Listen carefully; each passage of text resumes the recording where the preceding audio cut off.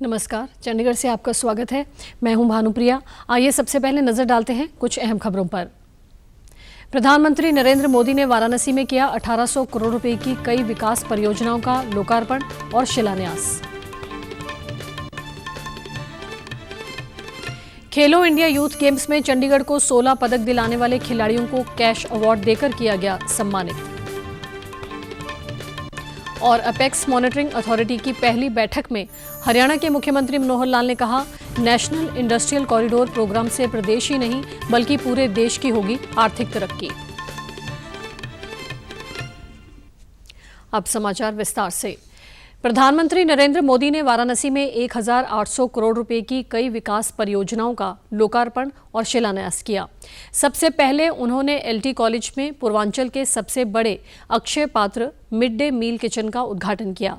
इसके बाद अखिल भारतीय शिक्षा समागम का उद्घाटन किया। उन्होंने सिगरा स्टेडियम में 1774 करोड़ रुपए की 43 परियोजनाओं का लोकार्पण और शिलान्यास किया। सिगरा में उन्होंने कहा कि काशी में कहल जाला कि यहाँ 7 बार 9 त्योहार होला। कहले का मतलब ई हो कि यहाँ रोज रोज नया नया त्योहार मनावल जाला। यहाँ जुटल अब सबके परिणाम है।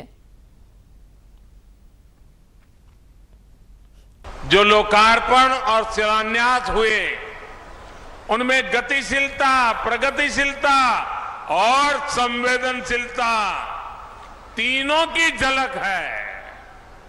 मेरी काशी सबका साथ, सबका विकास, सबका विश्वास और सबका प्रयास का बेहतरीन उदाहरण है। डॉक्टर संपूर्णानंद स्टेडियम में प्रधानमंत्री मोदी ने कहा कि काशी ने देश को दिखा दिया है कि विरासत को संरक्षित करते हुए नए जमाने का विकास किया जा सकता है। उन्होंने कहा कि इस पहल से भविष्य के लिए बुनियादी ढांचा तैयार करने में सहायता मिलेगी और जीवन सुगम होगा। प्रधानमंत्री नरेंद्र मोदी ने कहा कि उनकी सरकार के लिए विकास का अर्थ गरीब, वंचित, जनजातीय और माताओं बहनों को सशक्त बनाना है। प्रधानमंत्री ने कहा कि भारत दुनिया की सबसे तेजी से बढ़ रही अर्थव्यवस्थाओं में से एक है। उन्होंने कहा कि उनकी सरकार के लिए विकास का अर्थ समाज के सभी वर्गों को सशक्त बनाना है। जितने भी मानव संसाधनों की जरूरत हो, हमारी शिक्षा व्यवस्था वो देश को उपलब्ध कराए, देश को दे। हमारे युवा स्किल्ड हो, कॉन्फिडेंट हो, प्रैक्टिकल हो, कैलकुलेटिव हो।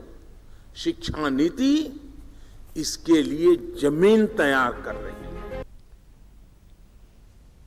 समागम में प्रधानमंत्री ने कहा कि शिक्षा को 21वीं सदी के आधुनिक विचारों से जोड़ना है।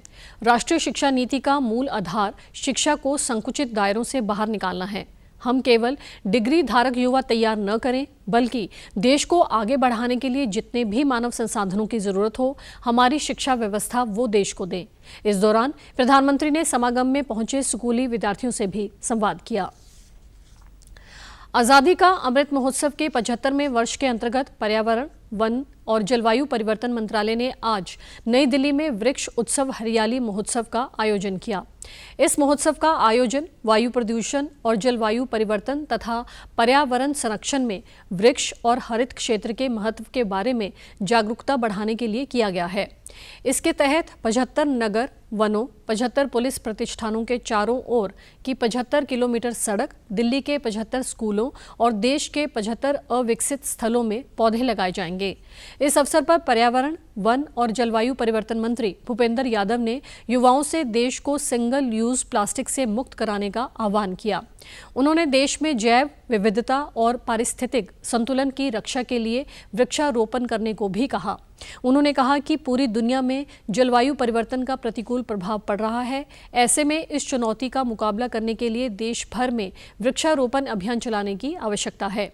उन्होंने कहा कि पेड़ और जंगल ऑक्सीजन देने के साथ साथ वायु की गुणवत्ता में सुधार, जल और मिट्टी का संरक्षण तथा वन्य जीवों के लिए स्वस्थ पर्यावरण उपलब्ध करवाते हैं।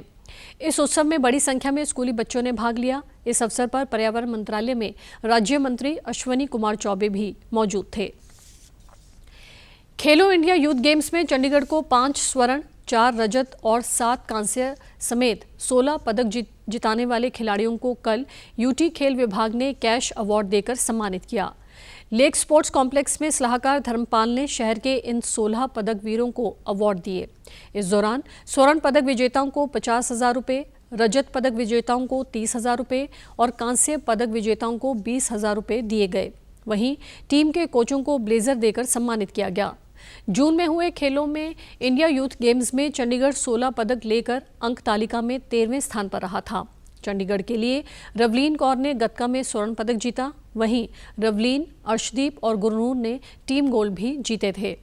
वहीं हरियाणा 137 पदकों के साथ पहले स्थान पर रहा। कार्यक्रम के दौरान सलाहकार धर्मपाल के अलावा sports secretary SS Gill, director sports Tejdeep Singh Saini और एडमिनिस्ट्रेटर्स एडवाइजरी कमेटी के चेयरमैन संजय टंडन भी मौजूद रहे। एपेक्स मॉनिटरिंग अथॉरिटी की कल हुई बैठक में हरियाणा के मुख्यमंत्री मनोहर लाल वर्चुअल तरीके से जुड़े। इस बैठक की अध्यक्षता केंद्रीय वित्त मंत्री निर्मला सीतारमण ने की। इस दौरान वाणिज्य और उद्योग मंत्री पीयूष गोयल, रेल मंत्री अश्विनी वैष्णव भी मौजूद रहे। बैठक के दौरान मुख्यमंत्री मनोहर लाल ने कहा कि नेशनल इंडस्ट्रियल कॉरिडोर प्रोग्राम से प्रदेश में औद्योगिकीकरण और लॉजिस्टिक को मदद मिलेगी। इससे प्रदेश ही नहीं बल्कि देश की आर्थिक तरक्की भी होगी। एनसीआर का क्षेत्र हरियाणा में होने की वजह से प्रदेश औद्योगिकीकरण का हब बना है। सीएम ने कहा कि प्रदेश के लिए गर्व की बात है कि देश के 2 बड़े कॉरिडोर, वेस्टर्न इकोनॉमिक कॉरिडोर और ईस्टर्न इकोनॉमिक कॉरिडोर हरियाणा से होकर गुजरेंगे। वीसी के दौरान सीएम ने कहा कि नांगल चौधरी में प्रस्तावित integrated multi modal logistic hub 886 एकड़ में बनाया जाना है। इस प्रोजेक्ट से जुड़ी सड़क, पानी और बिजली आदि का काम शुरू हो गया है। उन्होंने केंद्रीय वित्त मंत्री निर्मला सीतारमण के सामने यमुनानगर जिले के कलानौर में इनलैंड कंटेनर डिपो की मांग रखी। उन्होंने कहा कि अमृतसर, दिल्ली, कोलकाता इंडस्ट्रियल कॉरिडोर हरियाणा से होकर गुजरेगा। इस कॉरिडोर पर यदि इनलैंड कंटेनर डिपो बनाया जाता है तो इसका फायदा न केवल हरियाणा को मिलेगा बल्कि आसपास के राज्यों जैसे हिमाचल प्रदेश, उत्तराखंड और पंजाब को भी मिलेगा। इंडस्ट्रियल मैन्युफैक्चरिंग क्लस्टर हिसार की जानकारी देते हुए मुख्यमंत्री ने कहा कि इसके लिए 1605 एकड़ जमीन का चयन कर लिया गया है। पीजीआई चंडीगढ़ की स्थापना के 59 साल पूरे हो गए हैं। 7 जुलाई 1962 को इसकी स्थापना की गई थी। कल पीजीआई भार्गव ऑडिटोरियम में फाउंडेशन डे सेलिब्रेट किया गया। इस मौके पर पद्मश्री अजीत बजाज बतौर मुख्य मेहमान और उनकी बेटी दिया बजाज वर्चुअली कार्यक्रम में विशिष्ट अतिथि के तौर पर मौजूद रहीं। अजीत और दिया बजाज माउंट एवरेस्ट पर तिरंगा फहराने वाली पहली भारतीय पिता पुत्री की जोड़ी है। इन्होंने 5 जून 2022 को एक साथ मिलकर ये उपलब्धि हासिल की। कार्यक्रम के दौरान अजीत बजाज ने कहा कि पीजीआई चंडीगढ़ का दबदबा देश के शीर्ष चिकित्सा संस्थानों में कायम है। उम्मीद है कि जल्द ही ये संस्थान देश भर में पहले पायदान पर होगा। कोविड में पीजीआई के डॉक्टर्स ने साबित किया है कि हम भारतीयों के लिए कुछ भी मुश्किल नहीं है। कार्यक्रम में पीजीआई में बेहतरीन कार्य करने वाले 26 कर्मचारियों को पीजीआई निदेशक professor Vivek Lal, Ajit Bajaj, dean academic professor RK. Sharma और डीन रिसर्च प्रोफेसर के गाबा ने सम्मानित किया। इस दौरान प्रोफेसर विवेक लाल ने बताया कि पीजीआई के इतिहास और विकास के बारे में विस्तार से बताया। उन्होंने कहा कि ये हमारे लिए गर्व की बात है कि आज हम पीजीआई के 60वें वर्ष में प्रवेश कर रहे हैं। यहाँ मरीजों की निरंतर बढ़ती संख्या इस बात का सबूत है कि संस्थान के प्रति लोगों का भरोसा बढ़ा है। आज़ादी के 75 साल पूरे होने के उपलक्ष्य में देश भर में मनाए जा रहे आज़ादी का अमृत महोत्सव के अंतर्गत हरियाणा में हर घर पर 11 से 17 अगस्त 2022 तक तिरंगा फहराया जाएगा। राज्य सरकार ने इस अभियान को जन अभियान बनाने के लिए प्रयास शुरू कर दिए हैं। कल मुख्य सचिव संजीव कौशल ने वीडियो कॉन्फ्रेंसिंग से संबंधित विभागों के प्रशासनिक सचिवों, जिला उपायुक्तों और विश्वविद्यालयों के रजिस्ट्रार के साथ बैठक कर उन्हें आवश्यक दिशा निर्देश दिए। उन्होंने कहा कि अधिकारी राजनीतिक दलों, जनप्रतिनिधियों, जिला परिषदों इत्यादि के साथ बैठक करें। हरियाणा वासी हर घर तिरंगा अभियान के तहत तिरंगा फहराकर हरियाणा को देश में नंबर 1 बनाएंगे।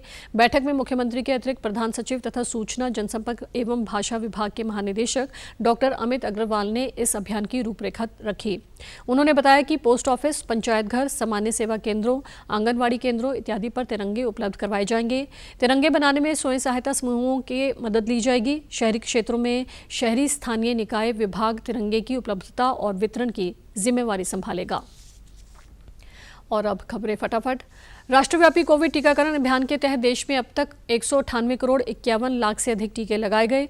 देश में 18,815 कोरोना संक्रमित मिले। प्रधानमंत्री आज शाम नई दिल्ली में करेंगे अरुण जेटली स्मारक पर पहले व्याख्यान में संबोधित। हरियाणा के मुख्यमंत्री मनोहर लाल ने चरखी दादरी में हुई प्रगति रैली में 400 करोड़ की परियोजनाओं की दी सौगात। कोरोना वायरस का खतरा अभी टला नहीं है, इसलिए सभी से निवेदन है कि बाहर जाने के समय मास्क जरूर पहनें, सामाजिक दूरी बनाए रखें, बार बार अपने हाथ साबुन से धोएं और सैनिटाइजर का इस्तेमाल करें। और आप हमारे समाचार YouTube channel DD news Chandigarh, Facebook DD news Chandigarh और Twitter handle DD news CHD पर भी देख सकते हैं। इसी के साथ चंडीगढ़ से समाचारों का सिलसिला समाप्त होता है और अब मैं स्टूडियो से बाहर जा रही हूं, तो मैं अपना मास्क पहन रही हूं। आप भी घर से बाहर जाएं तो मास्क जरूर पहनें। नमस्कार।